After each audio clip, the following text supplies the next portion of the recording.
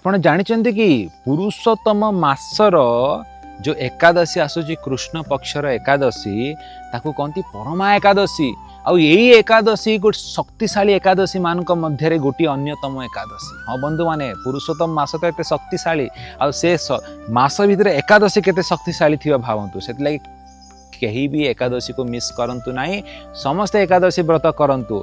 ये एकादशी रो पूरा लीला सब किछि मु चैनल अपलोड करिचे वीडियोटा जाई थरे सुनी नियंतु पूरा लीलाटी विस्तार रूप में मुझे कहि पारिबिनी किंतु मु कहिबी एकादशी व्रतटी केबे आसुची।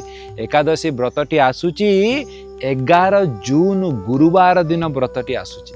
बंधु माने व्रतटी करंतु व्रतटी खोलिबे केबे पारण केबे 12 जून ओडिशा टाइम टा कहूँ 12 जून 5:06 रु 9:33 मध्य ये एकादशी व्रतटा खोलिबे 5-6 AM to 9:33 AM। आ समस्त को निवेदन करी आपण लीलाटी निश्चय शुणिबे एकादशी दिन। लीलाटी मु गोटे विस्तार रूप में वीडियोटे रेकर्डिंग करके आमर अभिमन्यु प्राणदास ऑफिशियल चैनल अपलोड करिछि जाइके सुनि नियंतु। एकादशी व्रतटी करंतु समस्त भगवान कृपा प्राप्त करंतु। जय जगन्नाथ।